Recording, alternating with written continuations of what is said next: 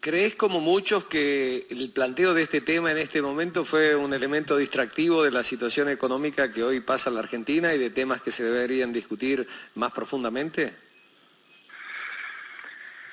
Mira, si esa fue la intención, creo que no dio resultado, porque la Argentina ha demostrado en estos días que es capaz de llevar varios debates a la vez. Llevó adelante el debate sobre el aborto y el debate sobre tarifas. ¿Qué te quiero decir? Que si alguien pensó que se podía instalar este tema para tapar la realidad de la Argentina, se ha equivocado. Igualmente yo creo que es un tema ganado en el debate por el conjunto de la sociedad, más allá de cómo termine la votación. A mí me parece productivo que se genere este debate. Lo peor que hay que hacer es pretender tapar la realidad. Lo dije yo cuando se dio el debate sobre tarifas. Si el presidente entendía que vetando la ley de tarifas, el problema de tarifa iba a desaparecer de la realidad, se equivoca, y creo que así fue, porque hoy ha vetado la ley y la gran mayoría de los argentinos se sigue planteando que la problemática de tarifa es una problemática muy seria, con muchas dificultades. Y con el tema de la legalización del aborto, salvando las diferencias, el análisis es el mismo. Digamos, negarse a discutir un tema que es de preocupación de muchos sectores de la sociedad, me parece que no es conveniente. Hay que dar el debate, cada uno fijar las posiciones, ser respetuoso. Creo que en esto la sociedad tiene que ganar en madurez, hay que ser muy respetuosos de las posiciones de cada uno y en definitiva respetar la decisión que pueda salir del Congreso en función de que cuando se agote el debate se hará una sesión y se debatirá en el recinto y se votará. Y allí se expresará lo que la democracia indica a través de sus representantes. Bien, le paso otro tema. Los metanenses seguimos todavía esperando precisiones con respecto a la ruta. El otro día escuchamos a un par suyo, un diputado nacional, decir que ya estaba prácticamente todo listo. Conocimos un croquis de lo que teóricamente era la nueva traza con un terraplén de casi 8 metros sobre casi 1.800 metros desde la última línea de edificación municipal. ¿Usted tiene alguna novedad sobre este tema? Absolutamente, oficialmente ninguna. Acabo yo de firmar una nota esta mañana con un pedido de audiencia al Director Nacional de Vialidad para poder conocer una posición oficial sobre esto. Y que tiene que ver también con sincerar el financiamiento. A mí me preocupa mucho que se estén hablando de los proyectos ahora cuando no tenemos en claro cuál va a ser el tipo de financiamiento de la obra, ¿no?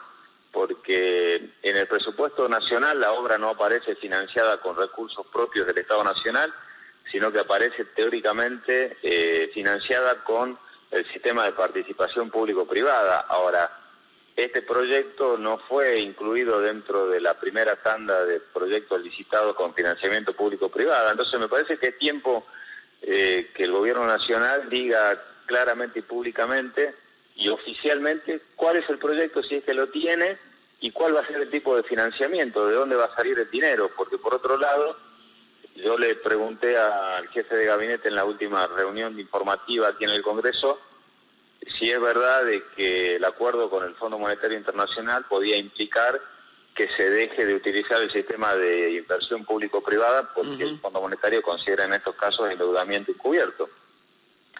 Y el jefe de gabinete me reconoció que es un tema que lo iban a consultar con los organismos internacionales, con lo cual hay que ver si el acuerdo con el Fondo Monetario Internacional no implica dejar de lado este sistema de financiamiento de obra pública que es la participación pública o privada, con lo cual se caería también el financiamiento que el Gobierno Nacional tenía prevista para esta ruta. Entonces, son muchos los rumores, son muchas las incógnitas, son muchas las versiones y poca la certeza o la información oficial.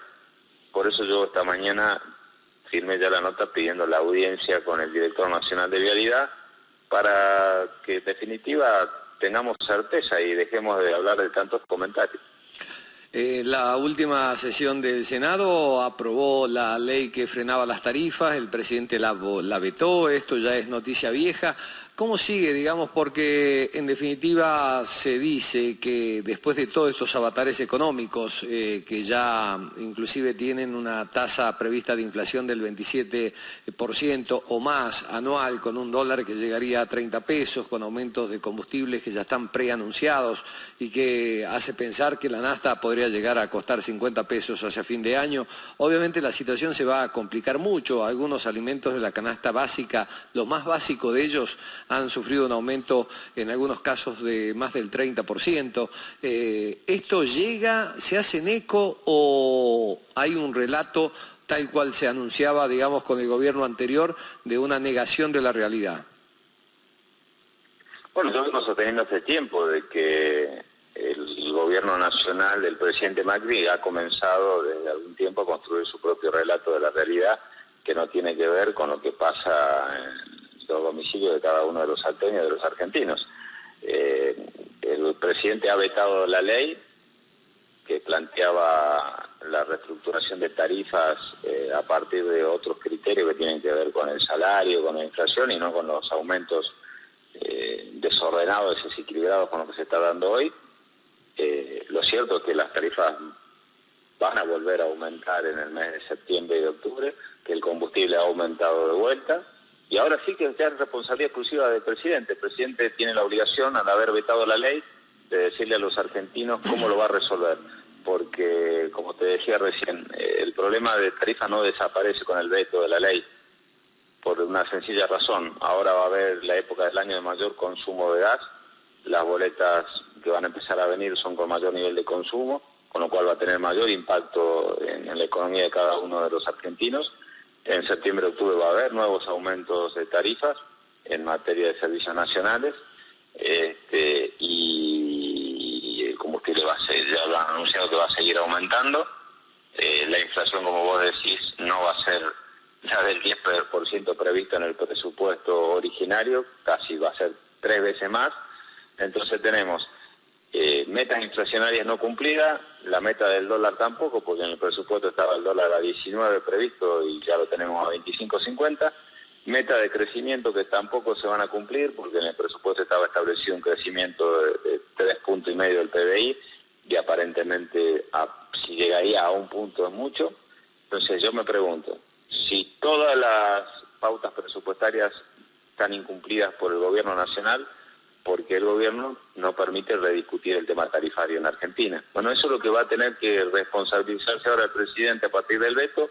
El único que está en condiciones de plantearle a los argentinos cómo lo va a resolver es el presidente, porque no ha permitido la vigencia de una ley aprobada por el Congreso. El panorama obviamente no es bueno. Usted está algunos días en Buenos Aires y puede ver los reclamos constantes que hay en la capital de los argentinos, y obviamente cuando regresa a Salta también descubre otras alternativas que están relacionadas con el ingenio que lamentablemente cerró sus puertas, y hay un gran peligro donde se pide una intervención urgente del Estado.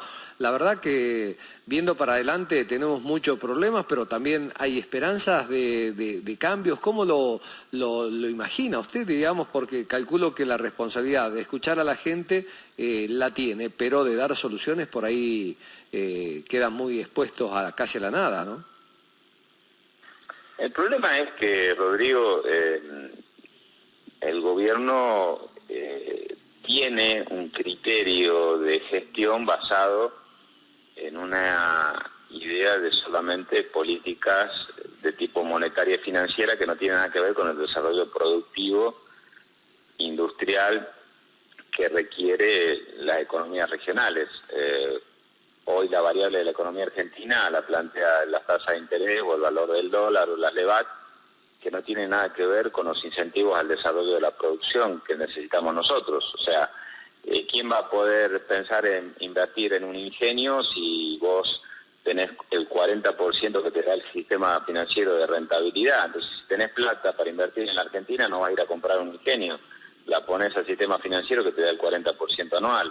Ese es el problema con el cual todas las gestiones que se están realizando para tratar de encontrar nuevos inversores en Salta o en cualquier otra provincia choca con una política económica que hoy no favorece el desarrollo industrial y productivo. El otro día estuvimos reunidos con el ministro Cabrera planteándole algunas alternativas de solución, que es aplicar una facultad dada al Gobierno Nacional en la nueva reforma tributaria, y que es acelerar los procesos de deducción de la alícuota de los aportes patronales para que en economías en crisis como algunas regionales el costo de los aportes patronales sea menor y alguien pueda animarse a invertir, que es otra cuestión o herramienta que decimos, bueno, quien quiere invertir en un ingenio en Salta tiene este incentivo de tener alícuotas diferenciales en aportes patronales, o sea, en menores costos. Y todavía están discutiendo si se hace lugar o no al planteo que estamos haciendo nosotros. Entonces, me parece que el grado de reacción que tiene el Gobierno Nacional ante los planteos que provienen del interior son muy lentos. Y esto no tiene nada que ver con posiciones políticas partidarias, es una realidad. Hoy el diseño de la economía nacional no pasa por los incentivos a la producción y al desarrollo. Y eso es con una grave dificultad, con lo cual sí te puedo decir que claramente la expectativa hacia el futuro es muy preocupante para nuestras economías. Bien. Diputado, ha sido usted muy amable. Muchísimas gracias por esta comunicación y siempre, como lo hacemos siempre, lo esperamos a todos. Acá los representantes nacionales siempre son bienvenidos cuando dan esa vuelta, ese recorrido por el interior de la provincia, que obviamente también le debe aportar muchos elementos para que ustedes presenten los proyectos en las cámaras. Muchas gracias. Bueno, muchísimas gracias a ustedes. Hasta luego. Bueno, Pablo Cosiner, diputado de la Nación, que accedió a esta comunicación y que tiene que ver fundamentalmente con esta alternativa, la de saber cuáles son sus posiciones sobre temas específicos. Mañana esperemos que tengamos la posibilidad de debatir uno de los temas importantes acá en nuestra ciudad, en este espacio. El trabajo de la producción siempre es, la verdad, fructífero cuando